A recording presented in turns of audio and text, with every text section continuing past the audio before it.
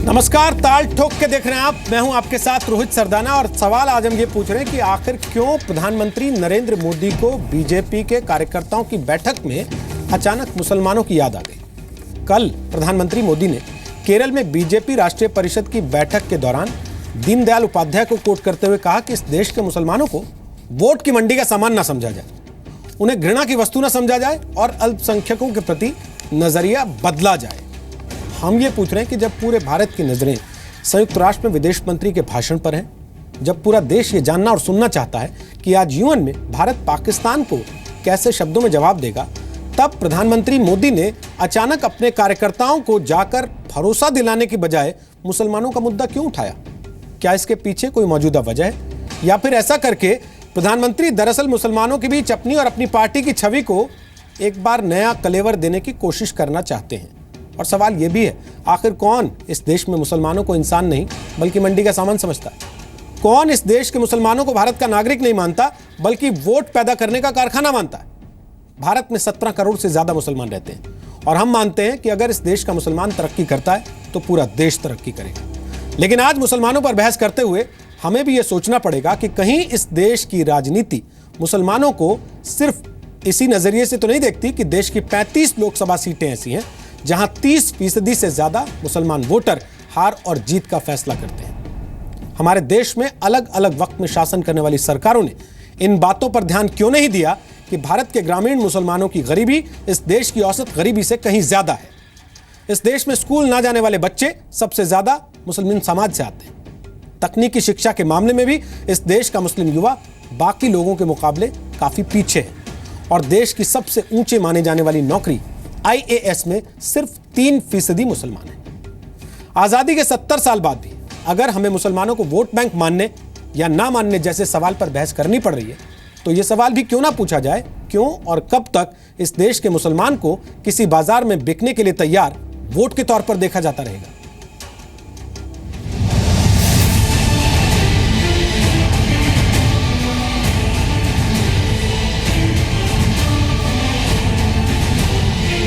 पंडित दीनदयाल उपाध्याय जी ने कहा था, मुसलमानों को न पुरस्कृत करें और न ही उनको तिरस्कृत करें, बल्कि उनका परिष्कार करें।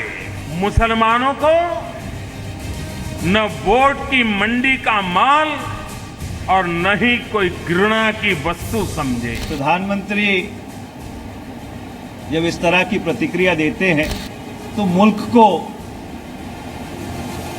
2002 का गुजरात याद आ जाता है। कभी उन्होंने शायद अपने गिरेबान में झांक कर नहीं देखा। किस नैतिकता से वो ये बयान देते हैं? जिन्होंने आज तक मुसलमानों को वोट बैंक समझा, उनको सिर्फ उनके साथ छलावा किया, उनका लगातार शोषण होता रहा और वोट बैंक के उपकरण की तरह जो लोग उनको यूज़ करते रहे, आज उनके पेट में दर्द है। इस बयान से सबसे ज़्यादा अगर मिर्ची लगी है तो उन राजनीतिक दलों को लगी है। प्रधानमंत्री अल्पसंख्यकों की स्थिति पर कभी भी स्पष्ट तौर से बोलते नहीं, चाहे वो काऊ स्लाटर का मामला हो, चाहे लव जिहाद का मामला हो, चाहे घर वापसी का मामला हो, चाहे मुस्लिम पर्सनल लॉ का मामला हो।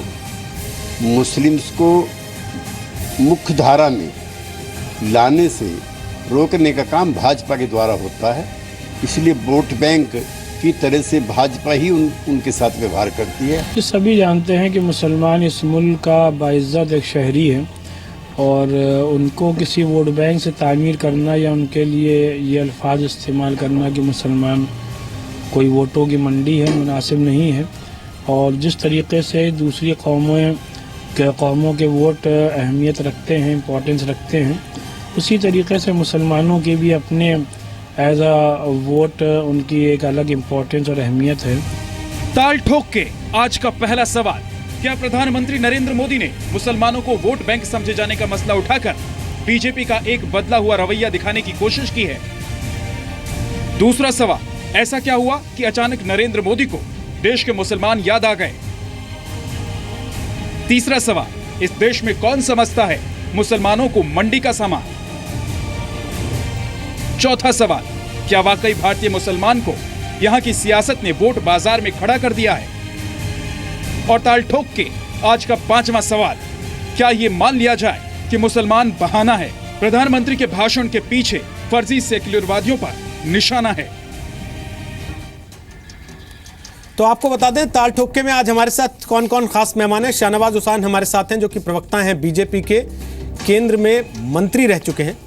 मीम अफजल हमारे साथ हैं, जो कि प्रवक्ता हैं कांग्रेस पार्टी के, वो राज्यसभा के सदस्य रह चुके हैं और साथ ही फॉर्मर डिप्लोमेट और पत्रकार भी रहे। हमारे साथ राकेश सिन्हा हैं, जो कि आरएसएस के विचारक हैं, दिल्ली यूनिवर्सिटी में एसोसिएट प्रोफेसर हैं और इंडिया पॉलिसी फाउंडेशन के प्रमुख हैं।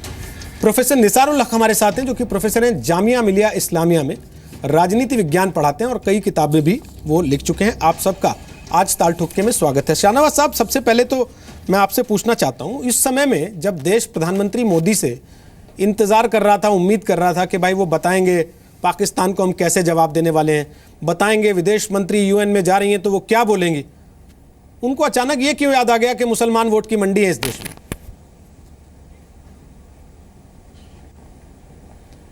देखिए, पहले तो प्रधानमंत्री जी को जो बोलना था वो प्रधानमंत्री जी पहले ही सभा में बोले। दूसरे दिन ये जान लें कि प्रधानमंत्री जी दीनदयाल उपाध्याय, जो हमारी पार्टी के अध्यक्ष रहे, जनसंघ के संस्थापक थे और 1967 में उसी कालीकट में अध्यक्ष बने, उनकी जन्म शताब्दी समारोह को वो संबोधित कर रहे थे। तो दीनदयाल जी की सोच समाज के लिए क्या थी, दीनदयाल जी की सोच समाज के अंतिम पायदान पे व्यक्ति जो खड़ा है उसके लिए क्या थी, उसी में उन्होंने कोट किया कि दीनदयाल जी ने क्या कहा, और उसी को कोट करते हुए कहा जो दीनदयाल जी ने कहा था उसी को हम आगे बढ़ा रहे हैं। सबका साथ, सबके विकास को लेकर हम चल रहे हैं कि न किसी का तिरस्कार हो न पुरस्कार हो। तो ये बातें प्रधानमंत्री जी ने दीनदयाल जी का कोट सुनाया है। मुझे लगता है कि आप डिबेट में अगर दीनदयाल जी के बारे में जो उन्होंने कोट किया उसको चला लें तो ये रहेगा कि प्रधानमंत्री ने खुद क्यों कहा। हम पहले से हिंदू और मुसलमान शब्द का उपयोग न करें, न हम करते हैं, क्योंकि हमारी नज़र में हिंदू हो या मुसलमान सब भारत के नागरिक हैं। उनको हमारा फ़र्ज़ है, जिम्मेदारी है उनके लिए बराबर से चिंता करना। लेकिन जिस तरह से आज चीज़ें फैलाई जा रही हैं, उस वक्त हमारी पार्टी के दीनदयाल जी की जो सोच थी उसको कोट किया और उसके वजह से कहा कि मुसलमानों को वोट की मंडी न समझा जाए।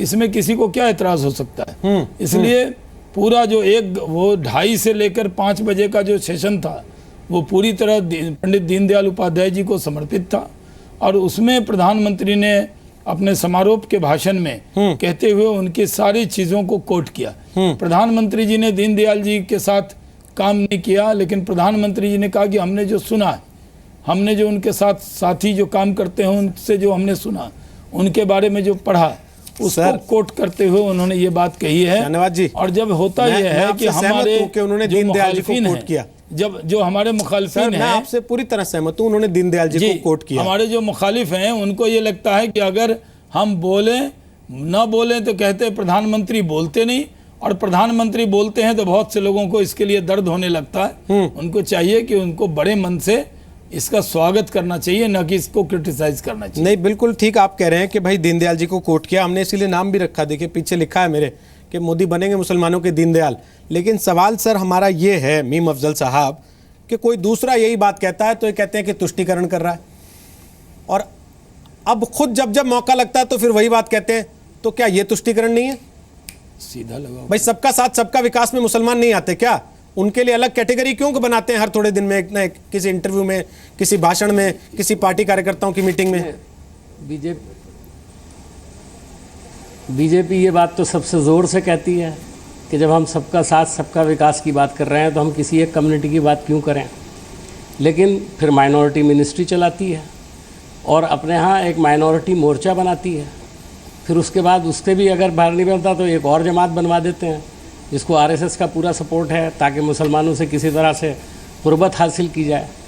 हकीकत ये है, मैं हंस पड़ा इस बात पर जो अभी शाहनवाज साहब कह रहे थे कि बहुत विरोधाभास है भारतीय जनता पार्टी के। 2.5 साल में जब से प्रधानमंत्री बने हैं क्या एक बार भी लफ्ज़ मुस्लिम का प्रयोग किया हमारे प्रधानमंत्री जी ने? चाहे अच्छा किया होता, चाहे बुरा किया होता, लेकिन उन्होंने कभी यूज़ नहीं किया। आपका सवाल बड़ा अहम है। आपके बुनियादी दो सवाल हैं कि अचानक प्रधानमंत्री को एक ऐसे मौके पर मुसलमान की याद क्यों आई? और पंडित दीनदयाल उपाध्याय ने तो बड़ा लंबा चौड़ा लिखा है।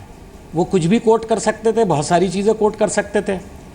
उन्होंने यहाँ तक कह दिया कि मुसलमानों को वोट की मंडी में पड़ा हुआ माल नहीं समझना चाहिए।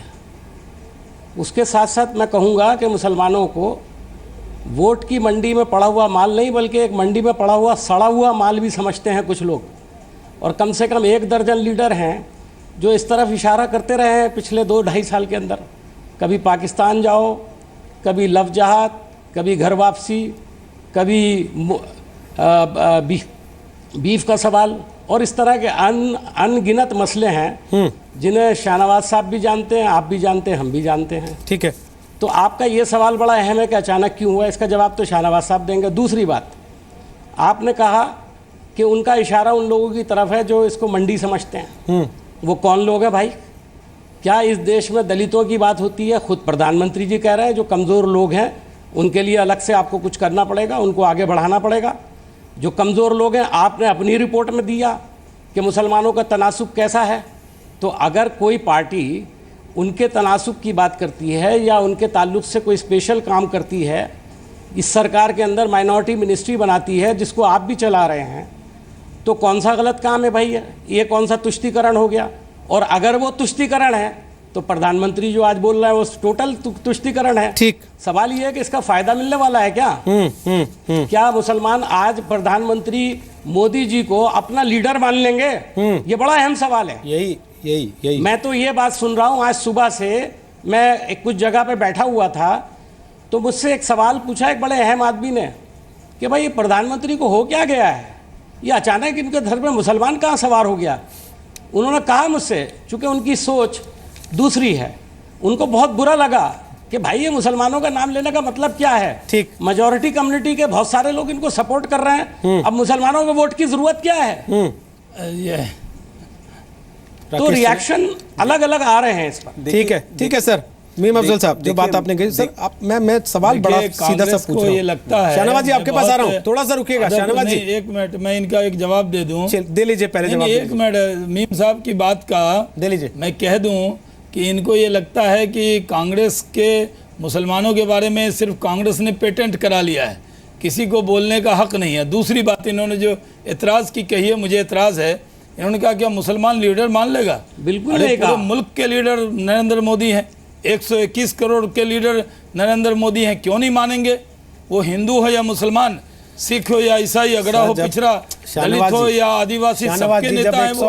जब नेता तो 125 करोड़ ने लीडर मान लिया, का सवाल अलग है। अगर आप ये मानते हैं 125 करोड़ ने लीडर मान लिया, अपना लीडर नहीं मानते। सर मेरा ये सवाल है, अगर 125 करोड़ जानते अच्छी तरह से, सर अगर 125 करोड़ ने लीडर मान लिया अपना राकेश जी, तो फिर अपने किसी भी मंच से ऐसे अलग से किसी को एड्रेस करने की जरूरत क्यों पड़ती है प्रधानमंत्री को? देखिए, मैं एक इसका ऐतिहासिक बैकग्राउंड बता दूं, चूंकि ये डिबेट बहुत महत्वपूर्ण है, इसको हम सतही स्तर पर डिबेट ना करें, लव जिहाद और ये सब चीज़ें हैं, लेकिन ये बहुत महत्वपूर्ण डिबेट है। हिंदू मुस्लिम एकता ही नहीं, समरसता का डिबेट है। कालीकट में दीनदयाल उपाध्याय ने जनसंघ और आरएसएस के सामाजिक दृष्टिकोण को रखा था। उन्होंने कहा था कि भारत के मुसलमानों का भारतीयकरण होना चाहिए। इसका अर्थ नहीं कोई राष्ट्रद्रोही हैं, वो एलिमेंट्स जो इनको मुख्य धारा से दूर करता है, जो पार्टीशन से पहले की कुछ विरासत है, उससे मुसलमानों को अलग करके उनकी पूजा पद्धति के प्रति आदर का भाव रखते हुए होना चाहिए। उन्होंने एक शब्द दिया था, मोहम्मदी हिंदू, क्रिश्ती हिंदू, कहा सभी पूर्वज हमारे एक हैं। यह एक दृष्टिकोण रखा। उसके पहले रोहित जी, मैं एक और महत्वपूर्ण बता दूं कि श्री गोलवलकर ने मदरलैंड में आरएसएस का जो मुखपत्र था, डेली न्यूज़पेपर था, उसमें एक इंटरव्यू दिया था के.आर. मलकानी को। ये 22 अगस्त 1972 की बात है। उस इंटरव्यू में उन्होंने कहा कि 2 प्रकार के इस देश में लोग हैं। एक है फ्लैटरर, सेकुलरिस्ट को कहा, जो उनकी फ्लैटरिंग करते हैं वोट बैंक के लिए, ब्लॉक वोट के लिए। एक है फ्लैटनिंग करना चाहते हैं, उनको समतल कर देना चाहते हैं, उनकी आइडेंटिटी को मिटा देना चाहते हैं। आरएसएस दोनों को नहीं मानता। आरएसएस मानता है कि आपकी पूजा पद्धति है, लेकिन आप स्वयं ऑब्जेक्टिफिकेशन मत कीजिए। यहाँ 2 समस्या है जो प्रधानमंत्री ने एड्रेस किया। ये एड्रेस किया है जो उनको मंडी समझते हैं। 2 समस्या क्या है? एक तो मुस्लिम भारतीय मुसलमान के धर्म का और उनके समाज का डेमोक्रेटाइजेशन नहीं हुआ है। लोकतांत्रिकरण नहीं होने के कारण का एक अंग्रेजी का शब्द है ऑब्जेक्टिफिकेशन। वो वस्तु बन के रहे हैं, वो कैसे व्यवहार करेंगे, कैसी राजनीति करेंगे, किसको वोट देंगे, ये संचालित होगा 10 जनपद से, कांग्रेस हेडक्वार्टर से, ये संचालित होगा जामा मस्जिद से। यह जो ऑब्जेक्टिफिकेशन मुसलमानों का है, यदि मुसलमानों को उससे दूर नहीं रखेंगे तो हम साफ कहेंगे वो मंडी के माल बनकर आ गए हैं। एक तरफ पाकिस्तान से युद्ध की स्थिति जब पैदा होती है, दोनों देशों के बीच में तनाव होता है, प्रोफेसर मैं आपसे पूछ रहा हूं, तो सोशल मीडिया पर हर मुसलमान के साथ तीसरी लाइन के बाद यही चर्चा हो रही होती है कि तो तुम पाकिस्तान चले जाओ, तो तुम तो पाकिस्तान के साथ होगे। पाकिस्तान मुस्लिम फिल्मी सितारों को सबसे पहले टारगेट किया जाता है। और दूसरी तरफ प्रधानमंत्री जब इस तरीके की बात करते हैं तो ये क्या विरोधाभास नहीं है उनकी सोशल मीडिया की ऑनलाइन सेना में और उनकी अपनी बातों में? और आए दिन उनको ये बातें क्यों कहनी पड़ती हैं? कहीं ना कहीं उनको ये फील हो रहा होगा ना कि उनकी पार्टी के लोगों की वजह से एक डिस्टेंस क्रिएट हो रहा है जिसको मुझे भरना है। मेरे ख्याल से कुछ इसी कंटेक्स्ट में प्रधानमंत्री ने जो आज कहा है वो कुछ इसी कंटेक्स्ट में है कि जो चीज़ें हो रही हैं हिंदुस्तान में और जो शायद नहीं होनी चाहिए, और उसको देखते हुए प्रधानमंत्री ने जो कहा है कि मुसलमानों को एक वस्तु ना समझे, एक वोट बैंक ना समझे, बल्कि और उनका तिरस्कार भी ना करें अगर उनको पुरस्कार नहीं देते। तो मैं समझता हूँ कि पुरस्कार भी देना चाहिए और तिरस्कार नहीं करना चाहिए, और मुसलमानों को भी बीजेपी का भी तिरस्कार नहीं करना चाहिए। अगर मोदी जी कुछ अच्छे काम कर रहे हैं तो उनको सराहना चाहिए, उनके डेवलपमेंट। और जो मुसलमानों की जो प्रॉब्लम्स है वो असल में बेसिक प्रॉब्लम इकोनॉमिक और सोशल प्रॉब्लम्स है, और कोई भी पॉलिटिकल पार्टी उनके ग्रास रूट लेवल पे जाके उसको एड्रेस नहीं करती है। तो मुझे लगता है कि बजाय इसके कि हम इमोशनल इश्यूज़, और मुस्लिम कम्युनिटी की भी एक प्रॉब्लम है कि वो इमोशनल इश्यूज़ पे थोड़ा सा खुश हो जाते हैं, जबकि उन्हें खुश हो जाना चाहिए कि उनका डेवलपमेंट कैसे हो, उनकी एजुकेशन कैसे हो, उनको ज़्यादा से ज़्यादा आप मेन स्ट्रीम में कैसे आएँ। तो मुझे लगता है दोनों ही तरफ से एक होना चाहिए। लेकिन उसके बावजूद भी प्रधानमंत्री का जो स्टेटमेंट है वो मुझे लगता है कि वेलकम करना चाहिए। आप इस बात से सहमत है जो बीम मुफ्ती साहब ने कही कि ऐसा करने से मुसलमान उनको अपना लीडर नहीं मान लेगा?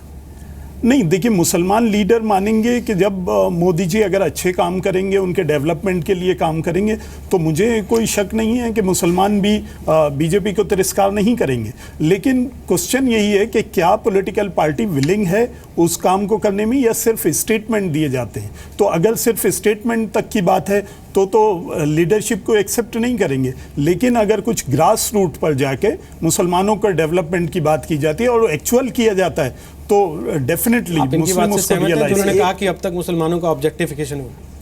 जाहिरी बात है, जब एक पॉलिटिकल पार्टीज जो है उसको तिरस्कार करती रहेगी तो दूसरी पॉलिटिकल पार्टी उसको कैश करती है, और वो कैश करके वो उनका वोट बैंक बन जाते हैं। तो क्वेश्चन ये है कि आप तिरस्कार नहीं करिए और उनका डेवलपमेंट करिए, तो मुस्लिम्स ऑटोमेटिकली देखिए, मैं आपकी बहुत सी बातें अच्छी हैं, मैं बस दो बातें कहना चाहूँगा। देखिए, एक बात यह है कि सामाजिक आर्थिक समस्या सबकी है।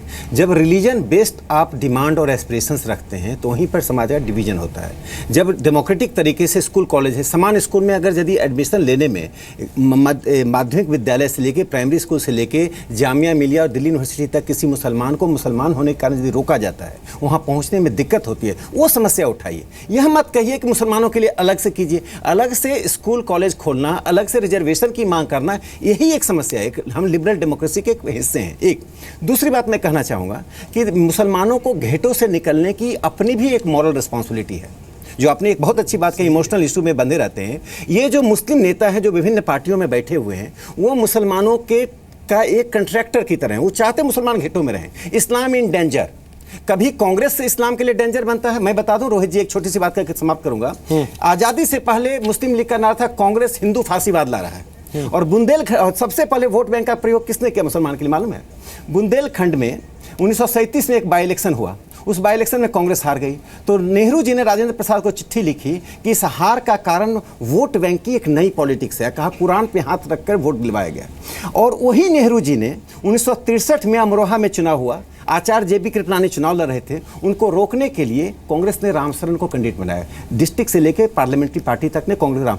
अंतिम समय में जैसे अटल बिहारी वाजपेयी के खिलाफ अंतिम समय माधवराव सिंधिया ग्वालियर से चले गए थे 84 में, अंतिम समय में नेहरू जी ने बिना पार्टी को कॉन्फिडेंस में लिए इब्राहिम, जो उनके कैबिनेट के मंत्री थे, पावर मिनिस्टर थे, पावर इरिगेशन, उनको कैंडिडेट बना दिया। हालांकि जीत गए कृपलानी, लेकिन वोट बैंक की पहली पॉलिटिक्स से शुरुआत नेहरू जी ने किया, उसको मंडी का माल बना दिया। स्वयं उसके विक्टिम थे बुंदेलखंड में, और स्वयं अमरोहा में उसको उसकी सिरगनेस कर दिया। बोलिए मीम अफजल साहब। देखिए कुमार साहब का मसला ये है कि झूठी सच्ची तारीख ये कोट करते रहते हैं। देखिए मैं मीम अफजल साहब को रोक रहा हूं। मीम अफजल साहब मैं रोक रहा हूं। देखिए मीम अफजल साहब इस तरह का व्यक्तिगत आरोप, मैं दोनों बातों पर यदि मैं गलत साबित होऊंगा तो मैं आज के बाद से दिल्ली विश्वविद्यालय से मैं इस्तीफा दे दूंगा। मीम अफजल साहब, आपकी गलत आदत है टेलीविजन चैनल पर बैठकर व्यक्तिगत आरोप लगाते हैं ना। मैंने आउट ऑफ कॉन्टेक्स्ट कोट किया। आप जो कर रहे हो, मैं एक शिक्षाविद हूं, मैं संघ से जुड़ा हुआ हूं, लेकिन मैं एक भी तथ्य गलत नहीं बोलता हूं। मैं टीवी चैनल पर आने से पहले 2 घंटे होमवर्क करता हूं। मैं पार्टी हेडक्वार्टर से उठकर टीवी चैनल में नहीं आता हूं। मैं आपको संघ के बारे में ही बता रहा हूं। आप पहले, आपने ये क्यों कहा मैं गलत कोट किया? आपको संघ के बारे में बुंदेलखंड का चुनाव 1937 में हुआ। एस गोपाल के वॉल्यूम में बता रहा हूं। एस गोपाल ने किस वॉल्यूम में कहा? एस गोपाल ने ये जो आप कह रहे नेहरू के कलेक्शन, जो आप कह रहे हैं कि वोट बैंक की राजनीति कांग्रेस ने शुरू की। अरे मैं तो अमरोहा के चुनाव की बात कर रहा हूं। कोई नहीं हो सकता। सुन लीजिए, 1 मिनट सुनिए, 30 सेकंड दीजिए। अरे आप सुन लीजिए 30 सेकंड में। आप लोग इकोनॉमिक एंड पॉलिटिकल गांधी के कातिल को मैगजीन है जो लेफ्ट ओरिएंटेड है। इकोनॉमिक एंड पॉलिटिकल वीकली के मैगजीन में जाइए, वो लेख पढ़ लीजिए। 90 साल तक 63 का लिखा हुआ लेख है, मेरा नहीं, रजनी कोठारी ने लेख लिखा है। तो लोग आपकी तरफ अट्रैक्ट क्यों नहीं हुए? अरे मेरे प्रति नहीं होते तो छोड़ दीजिए ना, ये बर्डन मेरा नहीं उनका भी है। अरे मुसलमानों का भी बर्डन है कि बीजेपी आरएसएस को समझें। ये बीजेपी आरएसएस का बर्डन नहीं है, ये दो तरफा बर्डन है। बीजेपी आरएसएस कर रही है, आप तो उसको गुलाम बना कर रखना चाहते हैं। मैं कह रहा हूं आप पहले बोलिए कि आपने मुझे गलत कहा कि तथ्य गलत कोट कर रहे हैं। मेरी बात आप पहले माफी मांगे। बनाना चाहते हैं, आप पार्टी के प्रवक्ता हैं, क्या बात कर रहे हैं? बनाना चाहते हैं और आप डिबेट स्तर का कीजिए, स्तरहीन डिबेट मैं पसंद नहीं करता हूं। बनाना चाहते हैं, होमवर्क करके आइए। पूरा नहीं होगा। आपकी सरकार आ गई है। अरे सरकार मेरी सरकार नहीं है, ये संघ की सरकार बीजेपी की सरकार है। आप मुझे मत कहिएगा मेरी सरकार आ गई है। आप संघ और बीजेपी के बुनियादी अंतर को समझने की कोशिश कीजिए। आरएसएस के कॉन्स्टिट्यूशन से नहीं चलता है भारत। मैंने बुंदेलखंड का उदाहरण दिया, मैंने अमरोहा का उदाहरण दिया। देखिए मुस्लिम आजादी की लड़ाई लड़ रहे थे, पृष्ठभूमि को उन्होंने कहा कि अपनी 1916 नहीं समझा जा सकता है। इस देश में जो तुम्हारे बड़े दुश्मन है, मुसलमान, क्रिश्चियन और कम्युनिस्ट, आप उनको खिलाफ लड़ने का काम करो। यह गुरु गोलवारकर ने कहा था। गुरु गोलवारकर को भी तो कोट किया करो। मैं करता हूं, पूछिए क्या सवाल है? आप पूछिए। आप जब आपकी रोट पकड़ते हैं तो आप आपे से बाहर हो जाते हो। अरे गुरुजी को तो मैंने कोट किया, फ्लैटर रिफ्लेक्टिंग अभी रोहित जी को मैं एड्रेस करके कोट किया था। आप हमको डिक्टेट करोगे? अरे आप डिक्टेट करोगे कौन सी कौम किस तरह से बिहेव करेगी? You are the authority in this country. Are you the authority? Please who are you? Who are you? 90 साल से आपने कितना कन्विंस किया लोगों को? 1947 के बाद उससे पहले का रोल आपका क्या है? आप हाशिए पे चले गए, बीजेपी सत्ता में आ गई, तब भी लगता हमने कन्विंस नहीं किया। आज आप हाशिए पर हैं, 44 सीट लेकर हैं। राहुल गांधी पर चप्पल फेंका जाता है तो आरएसएस का हाथ है। देश में ड्राउट आया तो आरएसएस का हाथ है। देश में बाढ़ आ गई तो ये तो कांग्रेस का स्तर हो गया। साहब, जहां होता है आपका हाथ वहां बताया जाता है। एक काम कर लेते हैं ना सर, जहां आपका हाथ होता है बताया जाता है। सर मैं एक छोटा सा ब्रेक ले रहा हूँ, थोड़ा पानी पीजिए। और आगे भी बताया जाएगा। थोड़ा पानी पीजिए। आपके हिसाब से इस देश में अलग अलग कम्युनिटी नहीं चलेगी। सर सवाल ये है। नहीं सर मीम अफजल साहब, मैं आपको कहना चाहता हूँ, रोहित जी मेरी बात सुन लीजिए। बोलिए। ये राकेश सिन्हा का स्टाइल है, जब इनकी कमजोरी पकड़ो तो ये बहस को डिस्टर्ब करते हैं। इसलिए मुझे आज इस जबान में बात कर रहा हूँ। आप मेरी कमजोरी पकड़ लीजिए, मैं तो शिक्षा क्षेत्र से बाहर हो जाऊंगा। मैं तो यहाँ तक कर रहा हूँ। मैं एक भी तथ्य गलत वो अगर पकड़ा जाएगा तो मैं शिक्षा, आप इस चुनौती को स्वीकार कीजिए। मैं तो ओपन चुनौती दे रहा हूँ। सर वो अपने तथ्य पे कायम है। ये गलत क्यों बोल रहे हैं कि गलत बोल रहा हूं? सर वो अपने तथ्य पे कायम है ना। मैं कायम हूं। यदि आप 10 दिन बाद, 1 महीने बाद आप तथ्य रिसर्च करवा के ले आइए। यदि मैंने कहा इकोनॉमिक एंड पॉलिटिकल वीकली को मैं कोट कर रहा हूं, मैं एस गोपाल के वॉल्यूम को कोट कर रहा हूं। आप इस देश में लड़ाने की राजनीति करते हो। सर बोल लीजिए, वो सब बोलिए, वो सब जितना बोलना बोलिए। जो कुछ बोल सर सवाल आज का ये है, मोदी जी के खिलाफ बोल रहे हो। सर सवाल आज का ये है कि भाई हम इतिहास में तो चले जाते हैं, ये कह रहे हैं कि उस कॉन्टेक्स्ट में इस चीज को देखिए कि वोट बैंक किसने बनाया था। लेकिन मेरा सवाल ये है कि जो आज आप इतिहास कटेंगे सर तो मैं आजादी आपका के इतिहास 70 साल बाद आज हम बहस कर रहे हैं बैठ अगर के ये ये इतिहास बताएंगे, सर आजादी के 70 साल बाद नीम अफजल साहब आजादी के 70 साल बाद आज हम ये बहस कर रहे हैं बैठ के कि मुसलमान इस देश में तकनीकी शिक्षा क्यों नहीं पाते, मुसलमान इस देश में IAS अफसर क्यों नहीं बन पाते, मुसलमान के बच्चे इस देश में सबसे ज़्यादा स्कूल ड्रॉप आउट क्यों हो जाते हैं। तो सर उसकी जिम्मेदारी भी क्या RSS बीजेपी को लेनी है या फिर उन लोगों को लेनी होगी जो पिछले 60-70 साल से इस देश पे राज कर रहे थे।